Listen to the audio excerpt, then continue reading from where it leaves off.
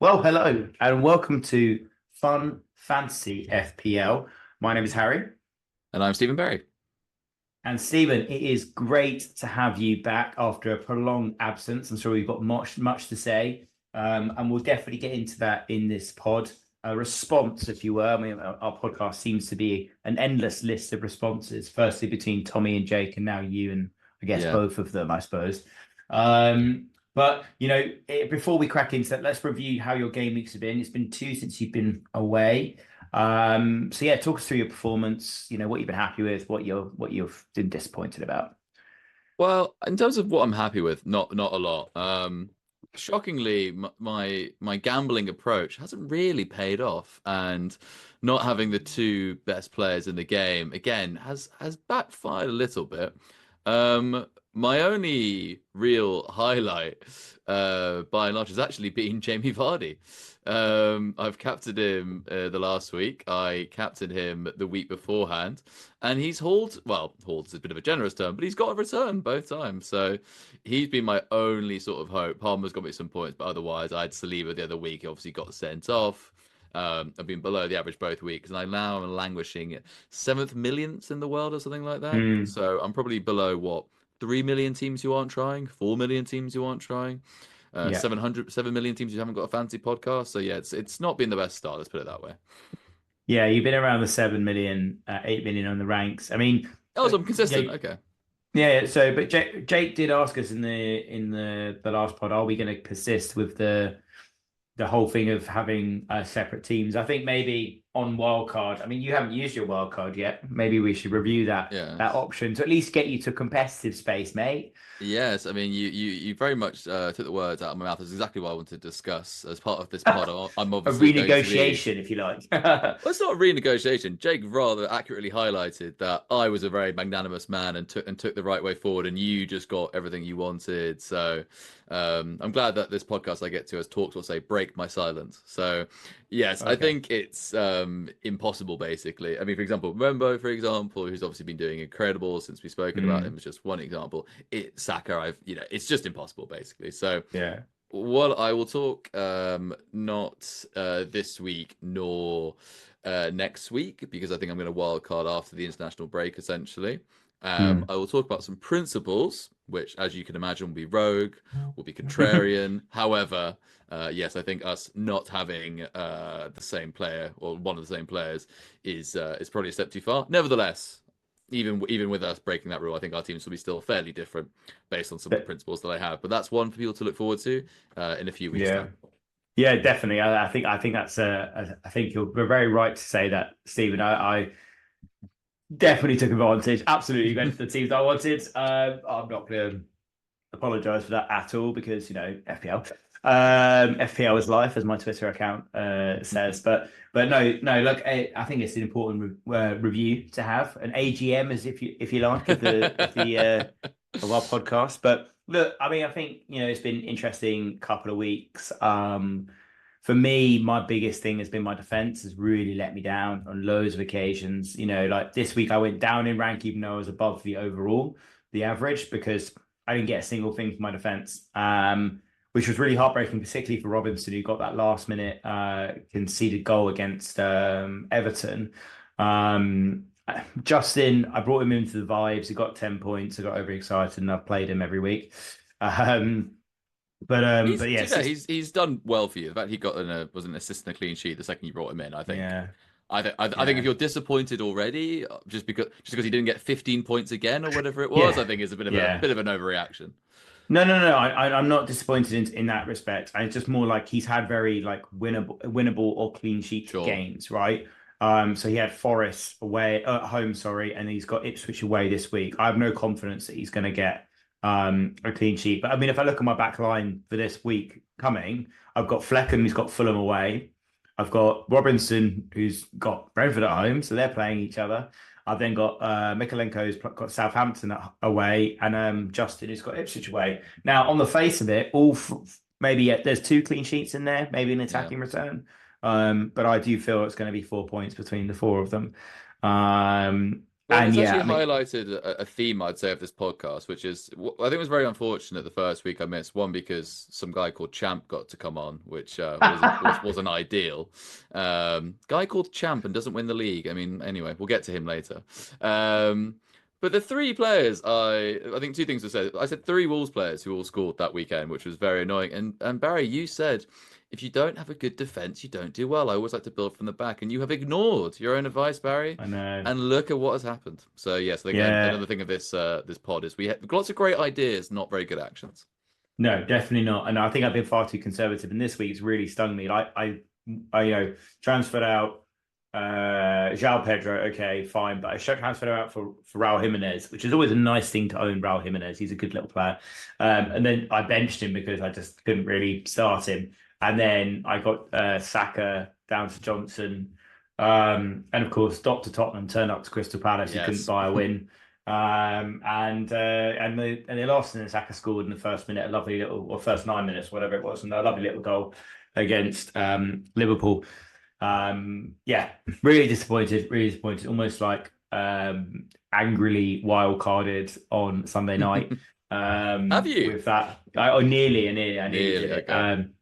I was very annoyed because it was such a pointless transfer. I could have held it. And I think I was just in the mindset of banking 2 transfers, not 3. I mean, I could have had 3 transfers this week and potentially gone to Palmer. Yeah, look, Saka, Palmer both scoring and me not having either really hurt me this week. But, fine. I think I'm pretty set for the next couple. And then I'm probably going to do what you're doing, a wild card into 12, which I think is just after the international break.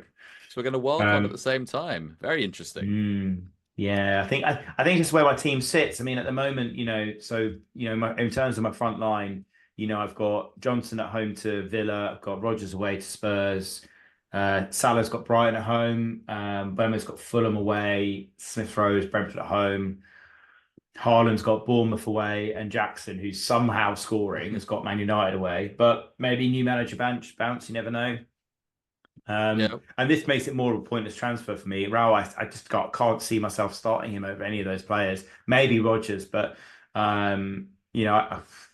why did I bring him in? Honestly, stupid transfer. Well, I quite like the 180 there from he's a lovely player to own to stupid transfer. So it was a stupid transfer, but he's a lovely player to own. Like both these things can be true, right? It is possible to say Raul Jimenez is a lovely little player, and I love owning him when he was at Wolves, and I love owning him now. But it was still a stupid transfer. Like I could have sat João Pedro on the bench and kept Saka, and I'd have 3 transfers this week, potentially going in to game week into my wild card with 5 transfers, and as we know, they carry over. So so I'm annoyed about that. Well, speaking of crushing disappointments, and you alluded to it earlier, that's got to be the most Dr. Tottenham of all Dr. Tottenhams. After your viral, I mean, we need to talk about this, Barry. Your viral tweet around Crystal Palace, and to be fair, it made sense. It was actually a good tweet. Well, and then look what happens. But he dropped Eddie Nketiah. That's what happened. He realised it and he dropped him. He didn't play him in that Mateta in the winger role, and then the team just looked so much better. Yeah. Right? They scored a goal. They had another goal disallowed. Like they were a better team than us, right? And it's so classic Tottenham, right? But the less said about that, the better. I mean, okay, so for the listeners' sake, what happened was I replied to a Twitter account called FPL Olympian, who produces some nice content on Twitter. Definitely give them a follow if you have that, if you are on the FPL Twitter sphere. And I replied saying the team's unbalanced, right? And it's just, they buy Nketiah, who's a 9, they play him on a wing. They signed that attacking midfielder, Kamida, who plays in Eze's role, but you're not going to replace Eze. So he's played a CM, he's played a CDM, he's played as a winger, he's played everywhere apart from his actual position. So the team's just really unbalanced and they needed to change it. Got 10,000 views, 75 likes. I was very happy with it. Very good. So yeah, but look, that's the meaningless points of the Twitter sphere, and I enjoy it greatly. Yeah. Well, one thing I think I'd like to as much as I do laughing at Dr. Tottenham, It looks as if Ange is on borrowed time now, which I think is crazy. But that's Never, but never. well, Who I mean, said that? It's the Spurs fans. Jamie Spurs fans Carragher seem said, no, no, no. Sorry, that's nonsense. There is no real Spurs fan who thinking that. It's I mean, not I to happen. agree. I wouldn't get if I was a Spurs fan, I wouldn't get rid of him either. But there was discontent, and just done the head loss interview afterwards. Now again, he's not the first time he's done that, so it might be a bit unfair to He's tar just him a with that passionate brush. guy. Yeah, so yeah, I'm probably being a bit unfair. It's not like when Ten Hag was talking about fairy tales or whatever it was, and you sort of knew that Yeah. the time was up there. But nevertheless, there's obviously, I think, some issues there. So I guess the question is, you know, are they still going to, is he going to hang around? Are their attacking assets still interesting FPL wise, or do you think I there's don't a know. risk there? I think Son not being there is a big issue Yeah. for us. I drank the Kool-Aid of Johnson. Shouldn't have done that really. But yeah, look, I think the assets are still worthwhile investigating. My personal favorite without Son would be Solanke. Who I have, But by the way. oh, nice. But it's really up to you. But honestly, I don't think any Spurs fans wanting him to go. Yeah. That'd be mental. Yeah, I would agree. Well, I mean, I think, I know this is an FPL podcast and not a football podcast, but it would be remiss of us not to discuss, obviously, the major news, which is Eric 10 months, as Richard Keys likes to call him, lasted 2.5 years. Found out, I forgot he had his contract extended, I think, at the start of the year. So, Hmm. like, Man U paid a lot of money to get rid of him alongside the transfer window they've already 17 had. million quid. 17 million. But then they've obviously got now the guy from Sporting, Aram, I think is how you pronounce Yeah, it. but they're gonna pay 9 million to get him. So Yeah. the overall process has been absolutely bungled. Right. I had this rant on the way home with a friend from I was playing rugby tonight. Right. Okay, so what's happened, and this has been so Man United, right? Mhm. They have signed players for managers that they don't give the time for, and then they sack, and then they bring in another manager who doesn't play the style of football that those players on the previous manager has signed. Right? So you got Luke Shaw, attacking winger. Jose Mourinho doesn't like him, goes on that massive rant about him, really goes for him, and everyone thinks this is fucking weird, right? He's not his player. Okay, now you've got half of the ex-Ajax team in this Man United squad with Eric Ten Hag. This new manager might come in and go, don't fancy any of those guys. I fancy new guys. And then he's going to go spend 400, 500 million on bringing in his style of players, only for it not to work, because in the meantime, he's got to deal with all this driftwood in his team, causing a massive, like setting a fire to a bag of money every week. I mean, Rashford is on £300,000 a week for the next 4 years, right? Now, I like Rashford as a player. He's a great bloke. We know all the charity stuff he does with him, but he's not worth that. And if any manager comes in and says, don't fancy him, that is a hole in your budget that is just gone, that you're setting fire to every week. So really what they need to do is root and branch, this team, completely change it, bring in a manager that's similar to Eric Ten Hag, right? And say to him, you've got these players, make it work.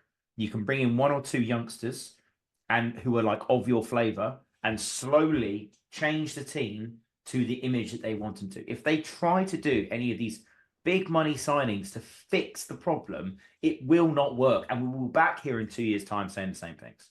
So I'm going to play devil's advocate here. Now, just to be very clear, I think Man U are a shambles. I said to my friend the other day, what's hilarious about Man U is they've gone for experienced managers and big checkbooks. Hasn't worked. They went for a young manager, signing young players.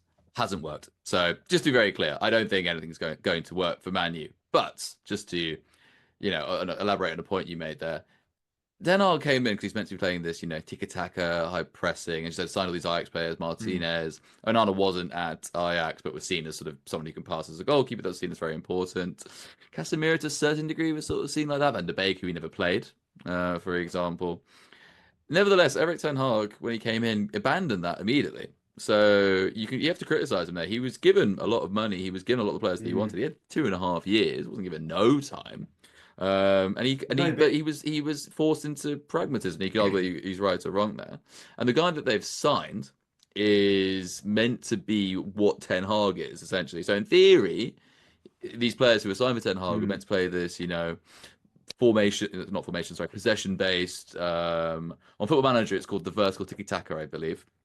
that sort of style of approach. In theory, he's meant to be very similar. So, in theory, Martinez and Arna, Agate, some of their other Hoyland, some of these players that they've already been signed should, in theory, work well with the new manager. So, is there a chance that he could take this Ten Hag team and play better Ten Hag football than him? He's very up and coming. He's very well considered. As you can see, Well, I I don't can't think keep they've a smile on signed my him face yet. even as I ask the question, but nevertheless, I'll ask it anyway. Well, I don't think they've signed him yet. I think they've rumored to sign him, but I don't think Oh, they've got it's him basically yet. confirmed. It's confirmed. Fabrizio What I Romano do confirmed it find earlier. what I do find funny about it though is that he was the first, well, supposedly the first choice replacement for Pep if Pep was to leave City. Yes.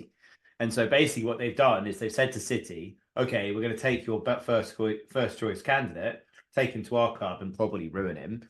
Yeah. In the meantime, that will give them more incentive to get Pep to sign an extension, and then you'll have another 2-3 years of playing against Pep, who is, you know." Playing some of the most beautiful football in the league, regardless of what you think about him, and has an amazing team that probably going to beat Man United most of the time. So, yeah, Well, I you think got to it's a remember, shambles of a Pep club. isn't going to hang around to play Dover away next season when the 115 charges It's not come going to in. So... happen. It's not going to happen. Come on, man. And Dover aren't fucking doing well either. They've fallen down the leagues. Done that away day. It's a shithole. Yeah. But no, it honestly, like, the shambles that the club finds itself in is a mixture of bad ownership and fan pressure to sign big money players. What my theory was when Fergie left is he saw the barrel of shit that was coming out of the academy and went, there is nothing I can do with these players. You know, when Jesse Lingard and Rashford are your prime choices coming out of the academy at that point, something has gone wrong at the way that they have built the club from the ground up. Now, you look at what Man City have done, they're producing youngsters like conveyor belt players that are just would go into any team, mid-table or even close to the top six, and be successful. You know, Tottenham have done the same with their facilities, and and Chelsea to a certain extent before, Southampton, Arsenal, all of these clubs have focused on their youth and they've built this conveyor belt of players. And some of them don't work, some of them go off and play other areas, but some of them do work, and some of them you get some good money off them afterwards, and all the rest of it. I mean, Cole Palmer, perfect example, like. But Man United have forgotten how to do that. And, Ronaldo, I remember when he went back to Carrington, he said, it's exactly the same as when I left it. Yeah. Like, they haven't invested in the root and branch of that club. And as a result, the players coming out from the academy are shite, are not good enough. They're not at the same level as Man United and all the rest as Man City, and all the rest of them. And so they're having to buy these bigger players to fill those gaps. And any players that are decent in the academy are not getting chosen because the big money players are coming in and the board are saying you have to play them. So any player that's decent that's coming out the academy will leave because they won't get a chance in the first team. So Barry, I mean, let's not sit on the fence anymore. Do you think this new manager will be a success at Man U? I honestly don't know, and but it's a graveyard of managers. It's a graveyard of players. And unless the fans have a lobotomy and realize that they cannot keep asking for, big money players, and unless the club is willing to invest in their grassroots football, you are never going to see a Man United team challenging for the Premier League. Yeah, I think it's talking. No, sorry, the Exploding Heads on Twitter do a very good thing about Man U fans. You need to accept you're not a big club anymore. Just lower your expectations. They're a huge club, but they are not in a place where they can beat other big clubs. That's the thing. And I think the pressure, like for example, as I said, Ten Hag never tried to do this pressing thing. So I guess he thought like it's going to take a little bit of time, and just went to pragmatism immediately.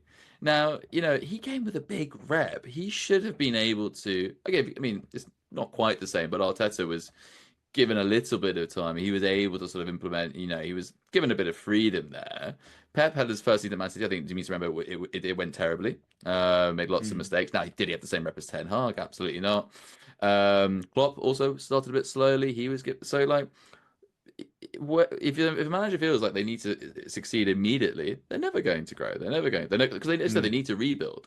Yeah, exactly. They're never gonna get to that place because they always have these expectations. But I think we've gone down a rabbit hole of football. But I hope you've appreciated, listeners and viewers, because I think it's going to be a conversation that everyone in the country is going to be talking about. If you're a Man United fan, I do apologise for my rants, but I just think, you know, you need the team and the club needs to have a reality check about where they are and think, how have we got here? And it's 10 years of bad planning and 10 years of underinvestment in their youth. Yeah. Like that's the reality. So, But from an FPL perspective, I should say we will get back to Man U later because I will be bringing in a Man United player later on, but there will be a surprise there, Barry, which you will have to wait for. But we will wow. return to Man U as an FPL asset, or not, a bit later on. I would Well, quite like to, if I can, break my silence again on the previous two podcasts. Well, I mean, Stephen, in order to curtail it a little bit, because as the listeners know, as the viewers know, you love a rant as much as I do, which is why this podcast works so well together. So what I'm going to try and do is confine you to a series of questions. Sure. Right. And it's going to tease the best bits out. Don't worry. But it's going to be a good way of structuring this, your response to the last 2 weeks where you haven't been here. So I'm going to start off with a low baller question, a nice, easy, soft question for you. So you called yourself the Bielsa of FPL. Tommy C called you a moron. Yeah. Do you care to respond to these claims? I think first of all his words was lunatic. I think your word was moron, Barry. So let's we're interpreting here. Let's get I'm glad that. you remembered. Let's get that straight. I mean, look, as I said, the one thing I would say is you need to know who you are. So I'm the master Bielsa. I play the game in the right way, and I have a lot of fun. This guy comes on along and goes, "Oh, I'm stats man, analytics FC." He gets his stats wrong. It's unbelievable. Like he doesn't even know who he is. Like, and you know what? I don't know who he is either. Have I met him, Barry? I don't know who this guy is, and yet he was on my stag do. No idea who this guy is. What does he look like? I mean, you were quite drunk explaining to him how he's a Torquay United fan. Oh, him. Oh, okay. Annoyingly, I do remember him. Sorry. Yeah. yeah. He doesn't sound on podcasts like he does in real life. Yeah. Maybe he puts a voice on. Maybe he's got a pod voice. But yeah, you did also say didn't to introduce him himself as champ on a stag do, which is obviously very, very sensible. Yeah. But you did explain to him how Arsenal have had worse times in recent history than Torquay United fans.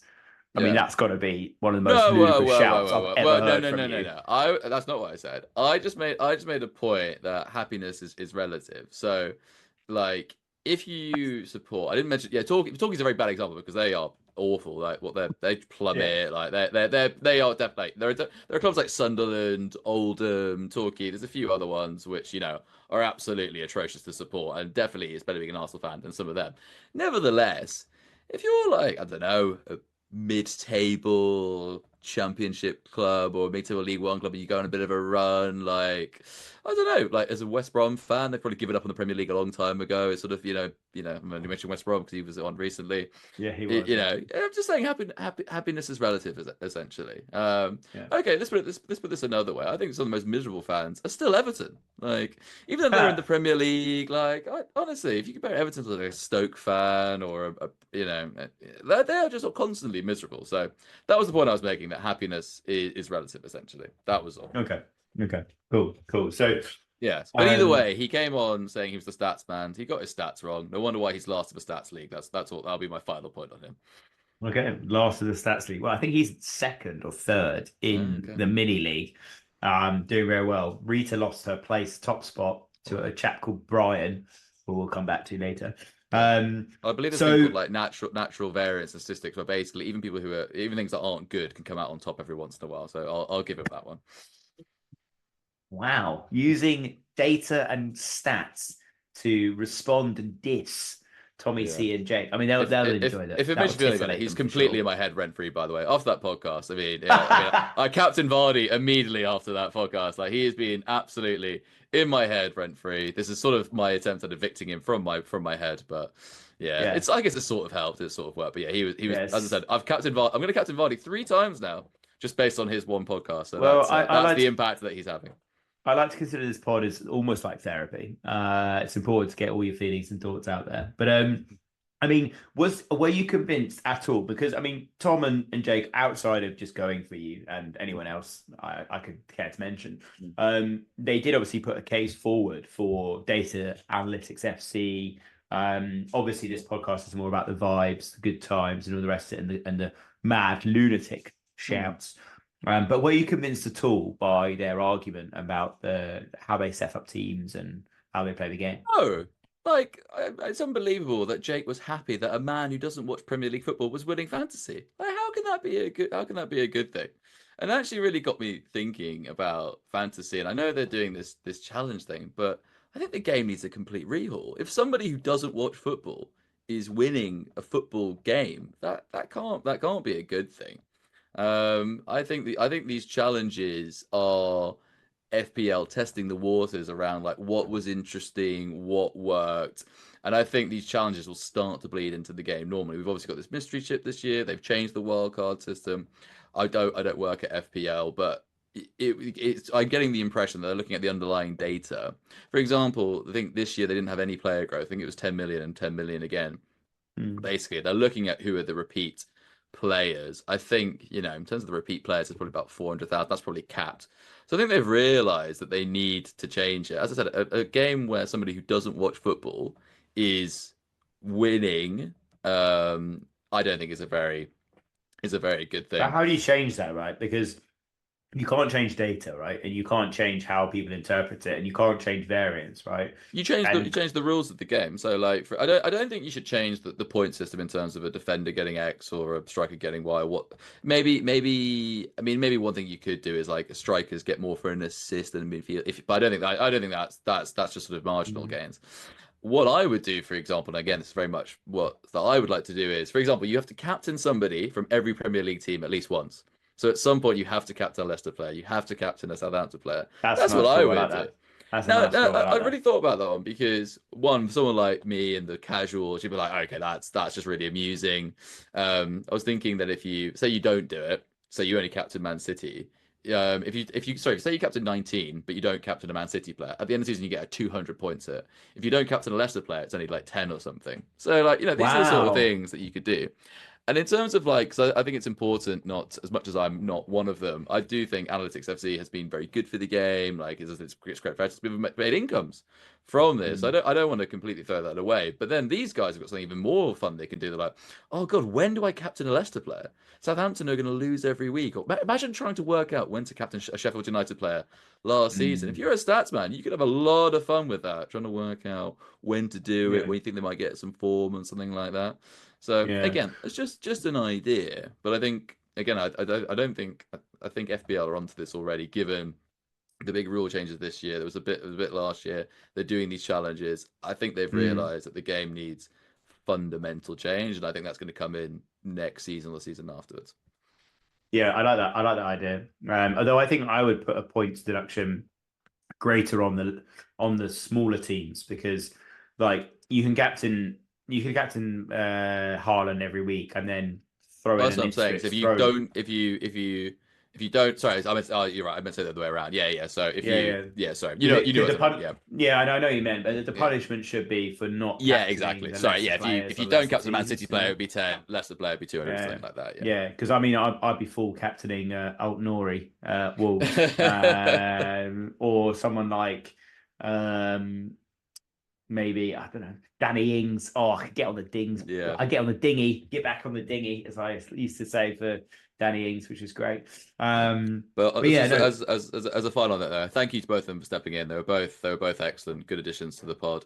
I mean, I will say that the feedback I got was that people wanted me back, but of course my mum would say that. But nevertheless, I think they did a good job and would welcome them on the yeah. podcast anytime to discuss our views face to face. Yeah, can you just stop your mum DMing me all the time saying why isn't my lovely, amazing son on the podcast anymore? 'Cause she's Yeah. clearly wanting to listen. But Mm. no, it was good to have them on. I mean, they're entertaining chaps, and they always have some pretty striking views. I mean, my next question was, should they ever be allowed on the pod ever again? Yeah. I'm Def assuming from that, you wouldn't mind them being back. Oh, no, welcome them back with open arms. They did a heroic job stepping into my very big shoes. They did the best they could. Bless them. They were okay. But yeah, we're definitely welcome back on the pod anytime. Yeah. Cool, cool. Well, no, that's good. It's good to see. And yeah, I think you've got all your responses out there. But is there anything else you've not covered? Any other sort of rants or thoughts or opinions, feelings, notes, No, as I said, I dreams, think sonnets?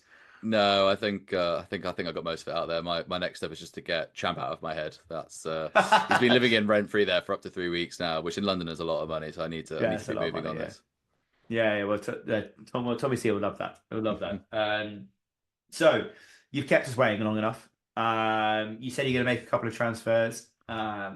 What are your moves? What are you thinking? What's going on? So so this is probably this is the most interesting FPL week. The fixtures are an absolute car crash. No one has a good. I don't think anyone does. Probably the best one is Liverpool at home to Brighton, but or maybe Man City away at Bournemouth. Either way, this is my kind of week. I.e., this is a free hit week. I'm not going to free hit, Yeah, but because I have 3 transfers and I'm going to be wildcarding pretty soon, I'm sort of saying this is a mini free hit week.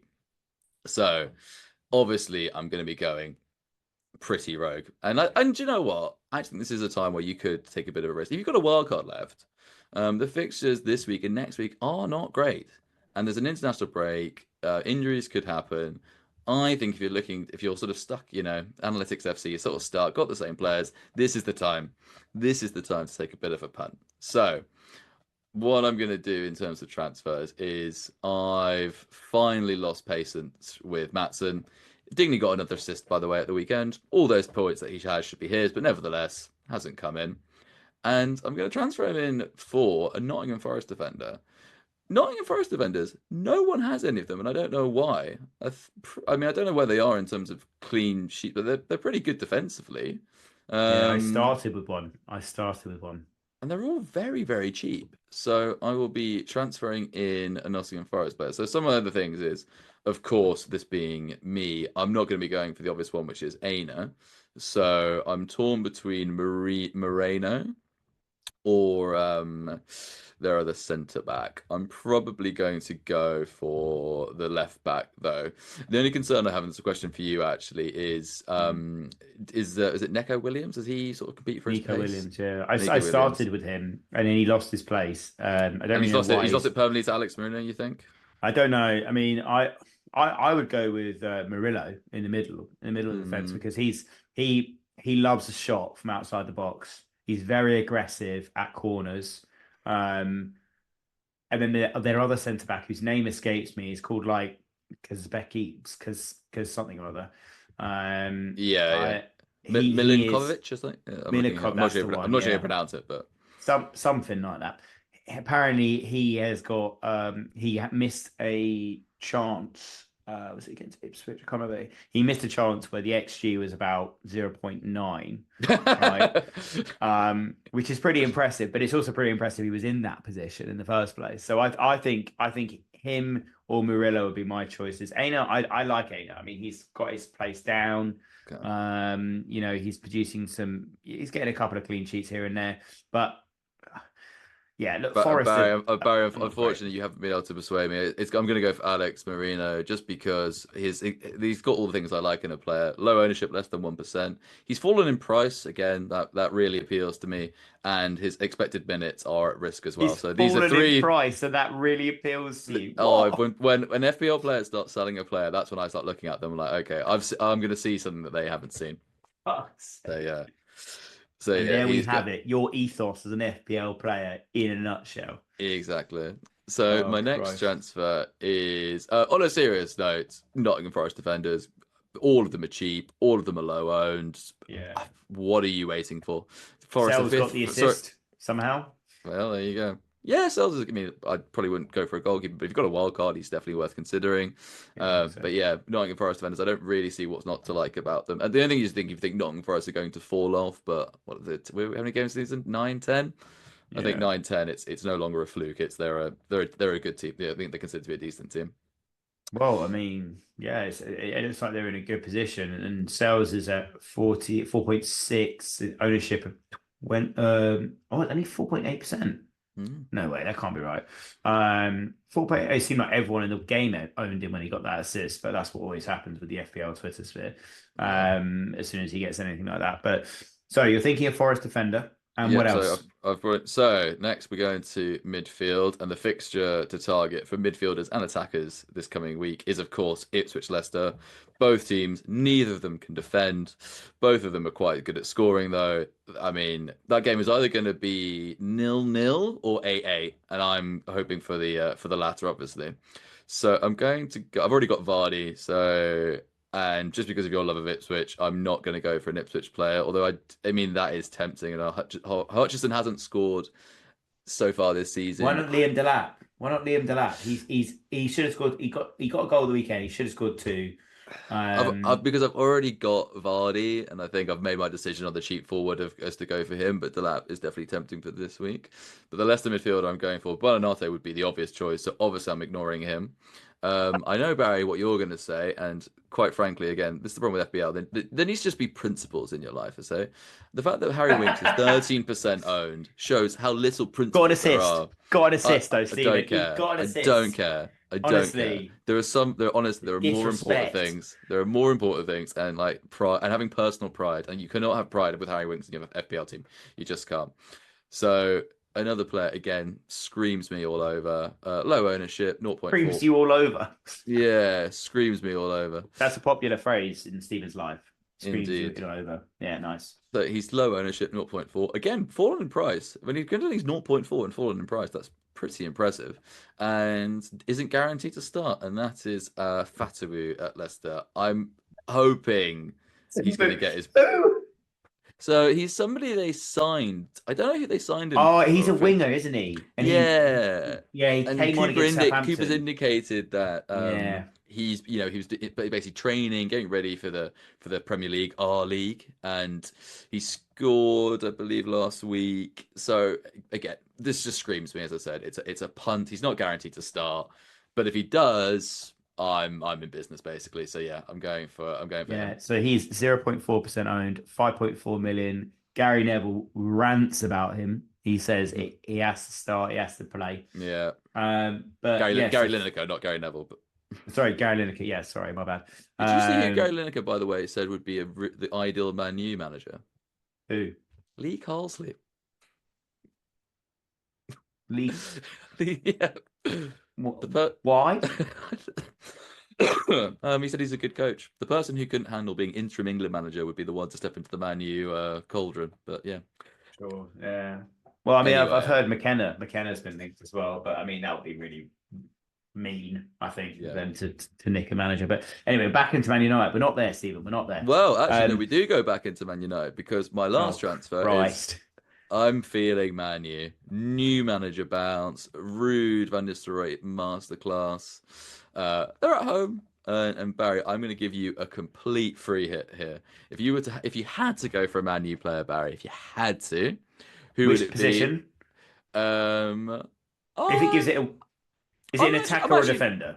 I'm actually relatively flexible. I mean, the only player again I won't accept is Bruno Fernandes because again you got you have to have principles in life. No. But look, is it an attacker or a defender? Honestly, either. I mean, Hoyland up top would probably be a bit hard for me. But midfield and defense should be fine. Okay, Garnacho. Garnacho. Okay. He hit the post twice against Man United. He should have scored a couple of times. Rita brought him into her team, and I think it was very unlucky not to get some returns from Garnacho. I liked what he was doing. He passed the eye test. It was great. Okay. Right. Well, I mean, in terms of who I get rid of, it's either Trossard, Palmer, Carvalho. So I just brought Fatu in, and then Ahmad Diallo. So I'm gonna keep Ahmad. I can't. I'm not just doing Man U winger for the one who actually starts. So I can't drop Palmer. So. But you've got to get rid of Ahmad because Ahmad's not playing. Like. Oh, I'm telling you, mate. Ahmad and Garnacho are going to start the weekend. And sure, what? Trossard has annoyed me. And we're away at Newcastle, so he's gone. And I'll bring in Garnacho for him. So you're going to start with two Man United midfielders. Oh, yeah. Jesus. So. Wow. The Bielsa FPL is really coming to the floor, and I'm not to the floor. So I'm not sure I like it. I don't actually know. Actually, will I start with him? I'll probably have Ahmad first, my bench, to be fair. Yeah. I need to bring Alex Marino in. Either I draw. I've got Saliba and White. So should I probably drop one of them? So, dear listeners, this is what it's like inside of Stephen's brain. I'm hoping you're enjoying listening to these mindless rants as we go through. But so that's interesting. I mean, we'll share your teams afterwards on the socials, and I think that concludes the main point of the topic that we're going for this week. But we're going to go into questions. In terms of me transfers, I Hmm. don't think I'm going to make a transfer. I'm just going to sit tight, I think, a little bit and bank up the transfers as much as I can, unless I get an injury. And then when I wild card, I'll still have those carried over. So I don't think I'm going to do anything that exciting. But in terms of the fixtures, you must agree with me that this is a chaotic week. It is a chaotic week. Yeah, Are no, there I any? agree with I you. mean, there any other Yeah, players? I mean, I considered Southampton Everton's an interesting one potentially. yeah. Not sure. Not sure I want any Southampton players. I definitely don't. I mean, DCL has been so unlucky. I mean, the choice between DCL If and he Chris Wood. wasn't if it wasn't for Rob talking about him, I was going to go for DCL, but I said I can't go for him now. Yeah, DCL is very yeah, very tempting. yeah, yeah. So yeah, it's a bit of a car crash of a week. We're not sure what's gonna happen there, but yeah, look, I think that the problem is at the moment for me, I've got okay fixtures with all my players, so I Okay. don't really want to move. Um, but yeah, overall, I'm quite disappointed with where the team is. There, but anyway, that it is what it is. Can't do much about it. So let's move on to our question. And Stephen, you come back with a bang. Definitely in this podcast for sure, with Hmm. some outrageous opinions and thoughts. And you have put together the question. And dear listeners and viewers, I have not had sight of this question, so I can only apologize if it makes absolutely zero sense. So, Stephen, go for it. What question is this week? Shouldn't we answer last week's question first of all? We of course should, Stephen. We of course. Bad presenting on my part. I do apologise, dear listeners and viewers. So, do you have the answer for that as well, didn't you, Stephen? You guessed Yes, correctly. I guessed correctly. It was 8 red cards. I thought how many games would there be in a 1 game week? Somewhere maybe 7, 8, maybe 6. About Mm, 1 card a game. I think 1 game would have had 3 or something. So yeah, there was yeah. some logic behind my game, but it was a guess. Yeah, so that the question was about how many red cards in a day in the Premier League, and it was 8 red cards. So yeah, it was must have been a pretty meaty day, to say the least. So yeah, congratulations if you got that without googling. If you got it with googling, how dare you? Mm. But Stephen, you have our question for this week going forward. Yes. Now I should say that this was from Twitter, but let's see. Where So all the best things happen. exactly. So according to this Twitter post, which had no community notes, so let's believe that it was true. The highest men's ranking for England is third. So now, which of the following, and the people will be pleased to hear that for once we're giving you multiple choice, basically. I'm going to list 4 countries, and 3 of them have also been ranked third as their best ever, basically. Oh And wow. one of them hasn't. So out of these 4 countries, if you think one of them was either ranked above or below third, that would be the answer. So which of these countries where is third their best ranking? Sorry, which one of these countries is third, not their best ranking? And those 4 countries are Portugal, Switzerland, Romania, Turkey. So going from west to east there, which of these 4 countries is third, not their best men's ranking? Portugal, Switzerland, Romania, Turkey. But they've all been third at some point. It's just not their best. Not necessarily. One of them could have been below. Oh, One of their okay. best ranking could be fourth, fifth, sixth, seventh, eighth. One of them could have been first, for example, or second. The 3 of those, their best ever ranking is third. The one that is wrong, their best ranking is not third. So it could be 1, 2, 4, 5, 6, 7, 8, etc., etc. Fine. Okay, cool. I hope that makes sense to dear listeners and viewers. So I will share this on the socials afterwards. So please put your votes in. We'll do a poll on Twitter. Again, where all the best things are born. So please give your votes in there.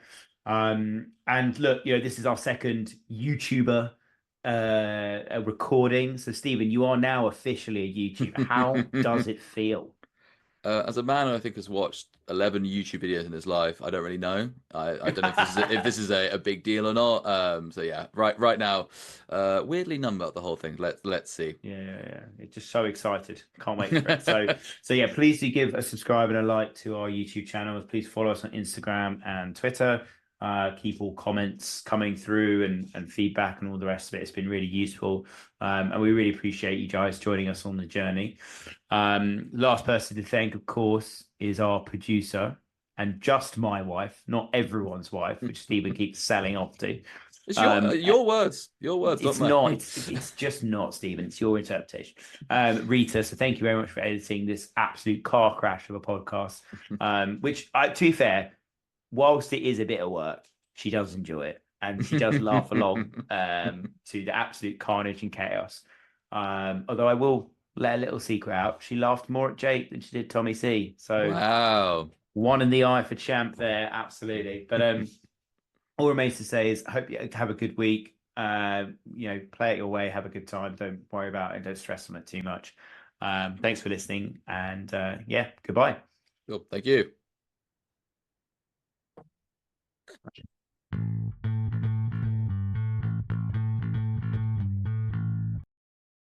Yeah, I'm guessing Rita will change the background. My background's pretty shit, but No. all right, fine.